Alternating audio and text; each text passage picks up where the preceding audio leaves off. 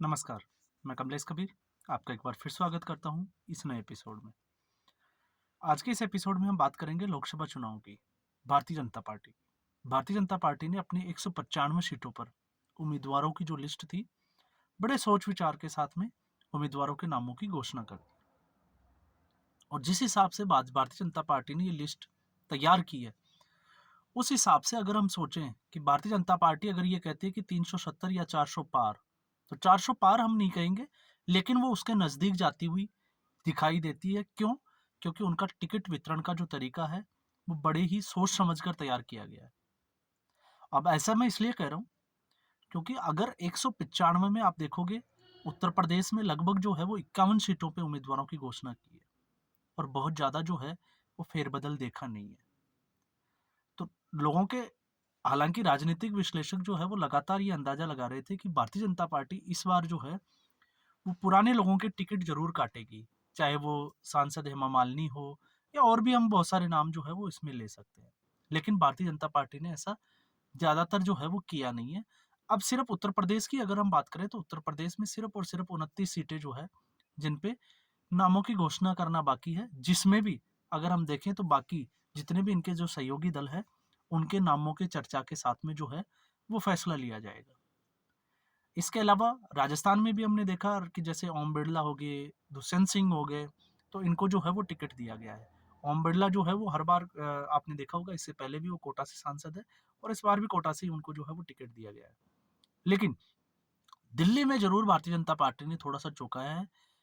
कैसे, उसको हम थोड़ा सा समझे तो गौतम गंभीर ने पहले ही कयास ये लगाए जा रहे थे कि गौतम गंभीर को यह अंदाजा था कि उनको जो है वो टिकट कट जाएगा, उनको टिकट नहीं दिया जाएगा। लेकिन उन्होंने पहले ही जो है वो राजनीति से संन्यास लेने की घोषणा कर दी कि वो अब जो है वो राजनीति में नहीं रहेंगे, राजनीति का हिस्सा नहीं रहेंगे।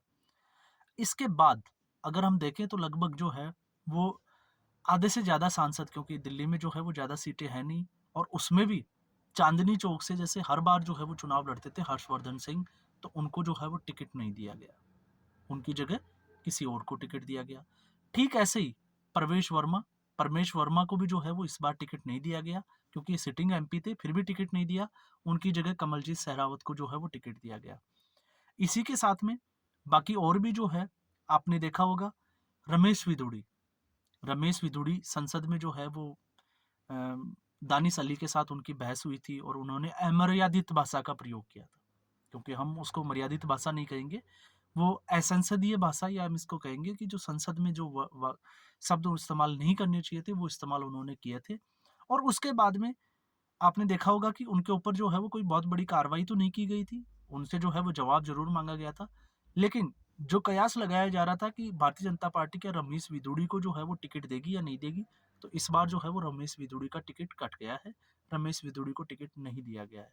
तो ऐसे ही जो है वो लगभग मीनाक्षी लेखी जो है, बड़ी जो है जिसको हम कहें कि ये बहुत बड़ी खबर है कि मीनाक्षी लेखी तक का भी जो है वो टिकट इस बार जो है वो भारतीय जनता पार्टी ने काट दिया है। अब इसको टिकट काटना तो हम नहीं कह सकते, क्यों नहीं कह सकते उसको भी हम थोड़ा सा हम समझ लेते हैं। क्योंकि अभी 195 सीटों पे ही जो है भारतीय जनता पार्टी ने उम्मीदवार अपने उतारे हैं। तो हो सकता है भारतीय जनता पार्टी इनमें से कई चेहरों को जो है किसी दूसरी सीट पे चुनाव लड़ने के लिए दे। तो यहाँ से जो बड़े जो नाम थे, चाहे वो प्रधानमंत्री नरेंद्र मोदी की खुद की सीट हो, इसके अलावा केंद्रीय मंत्री जो गृह मंत्री है अमित शाह, उनकी सीट हो, क्योंकि वो हमेशा गुजरात से लड़ते आए, तो उनको गुजरात से अपनी जो सीट है अहमदाबाद की, वो सीट से वो है। राजनाथ सिंह जो है वो लखनऊ सीट, वो वहाँ से चुनाव लड़ेंगे।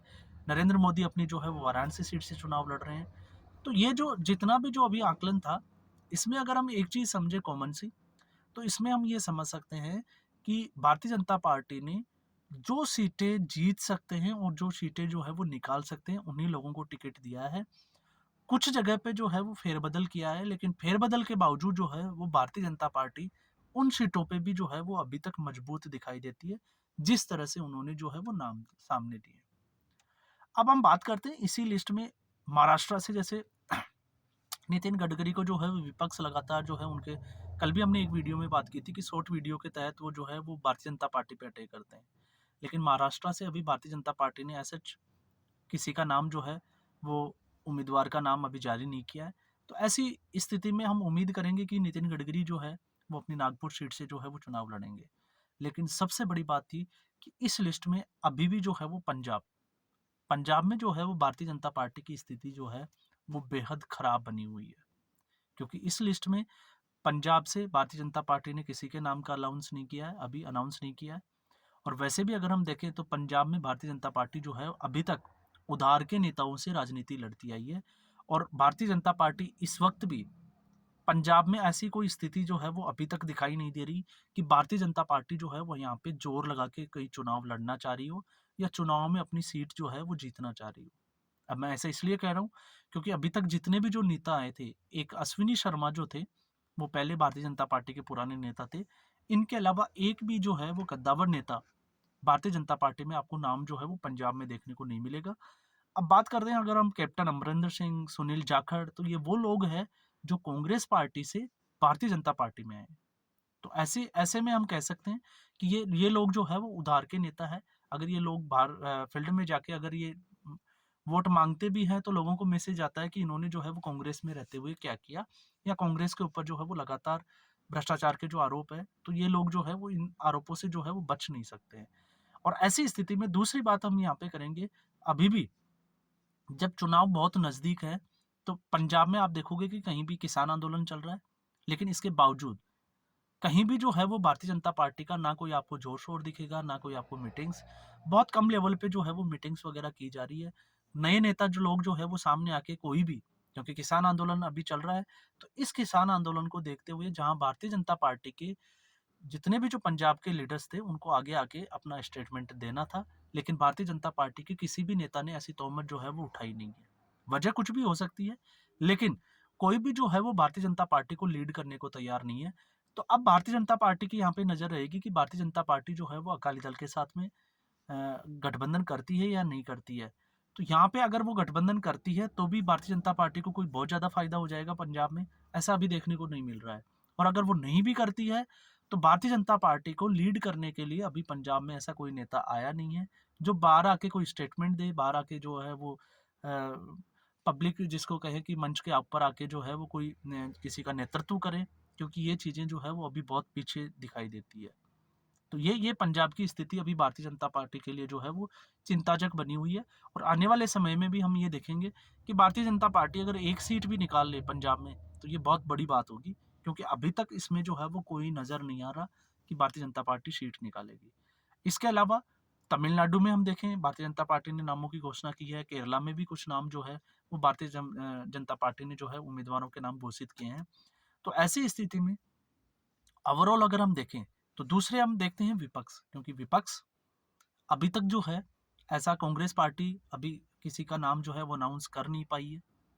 और ऐसी स्थिति जो है असमंजस की स्थिति विपक्ष की आपने हमने देखी कि इंडी गठबंधन बनने के बाद लगातार इन्होंने जो है वो मीटिंग की, लेकिन कहीं भी जो है वो सीट शेयरिंग के फॉर्मूले पे काम नहीं किया। और यही एक वजह थी कि इंडी गठबंधन जो था वो पूरा कुनबा उसका बिखर गया। लास्ट में जाते जाते जो है वो एक समाजवादी पार्टी के साथ में कांग्रेस पार्टी की सीट शेयरिंग जो है वो फाइनल हुई। लेकिन उसके बाद में भी अगर हम देखें तो कांग्रेस पार्टी अभी तक जो है वो किसी सीट शेयरिंग पे या किसी पार्टी के साथ उम्मीदवारों के नाम की घोषणा को लेके, क्योंकि राहुल गांधी अभी बाहर घूम रहे हैं और राहुल गांधी के बिना कांग्रेस पार्टी में कुछ हो नहीं सकता है। तो ऐसी स्थिति में विपक्ष की जो पार्टियां हैं, हालांकि समाजवादी पार्टी ने जो है वो कुछ नामों की घोषणा जरूर की है, लेकिन इनके अलावा अगर हम देखेंगे तो बहुत कुछ ज़्यादा जो है अभी विपक्ष ने किया नहीं है। तो भारतीय जनता पार्टी का रुख जो है वो बड़ा साफ है। वो बड़े जो है वो बहुत पहले से चुनावी मैदान में उतर गए। खुद नरेंद्र मोदी जो है वो जगह जगह पे रैलियां कर रहे हैं। अभी हमने देखा कि बिहार में उन्होंने एक रैली की, 21,000 करोड़ की कुछ परियोजनाओं का उन्होंने उद्घाटन किया। इससे पहले वो जो है वो अन्नामलाई के साथ में आपने देखा कि उन्होंने जो है वो साउथ में जाके और भारतीय जनता पार्टी का किला जो है सीटें बढ़ाने के लिए वो रैलियां कर चुके हैं। तो ऐसे ही जो है चाहे वो जयपुर का रोड शो हो, तो भारतीय जनता पार्टी जो है वो जहाँ जोर शोर से जो है वो चुनावी तैयारियों में जुट चुकी है। ठीक इसके उलट विपक्ष जो है अभी आपसी खिंचातान कहें या फिर हम कहें कि भागम भाग, क्योंकि विपक्ष की स्थिति में सबसे बड़ी पार्टी हम मानते थे कांग्रेस पार्टी। और कांग्रेस पार्टी खुद जो है हिमाचल की सरकार अभी जो है उसकी उलझन में चली हुई है, क्योंकि कल शाम तक जो है वो खबरें ये थी कि विक्रमादित्य सिंह जो है वो अभी कांग्रेस पार्टी जो है वो कभी भी छोड़ सकते हैं, क्योंकि वो भारतीय जनता पार्टी के संपर्क में।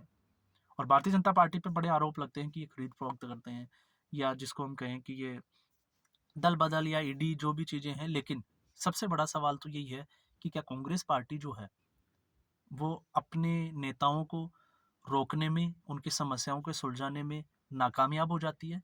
क्योंकि अशोक चव्हाण से लेके चाहे मिलिंद देवड़ा देखें हम, बहुत सारे ऐसे नाम हैं। और बात तो ये भी आई है सामने कि अशोक चव्हाण ने जो है वो राहुल गांधी और कांग्रेस पार्टी के जो बड़े नेता थे उनसे मिलने के लिए 40 दिन से भी ज़्यादा उनका समय हो गया था, लेकिन उनको जो है वो समय नहीं दिया गया था। तो ये स्थिति जो है वो विपक्ष की बनी हुई है, और वहाँ पे भारतीय जनता पार्टी अब एक कदम आगे दिखाई दे रही है, क्योंकि लगभग 200 सीटों के आसपास, अगर 195 की अगर हम बात करें, तो लगभग जो है वो एक तिहाई से ज़्यादा सीटों के ऊपर भारतीय जनता पार्टी जो है वो घोषणा कर चुकी है। अब विपक्ष इनके सामने जो है वो कौन से उम्मीदवार उतारेगा, या अगर हम इसको किसी भी राज्यवार अगर हम करें, तो राज्यवार हम तुलना करेंगे सीटों की, लेकिन वो तुलना जब होगी जब विपक्ष का कोई नेता या कोई उम्मीदवार का नाम इनके सामने जो है वो सामने होगा। तो आज के एपिसोड में बस इतना ही। उम्मीद करूंगा ये एपिसोड आपको पसंद आया होगा। लाइक करें, शेयर करें, चैनल जरूर सब्सक्राइब करें। धन्यवाद।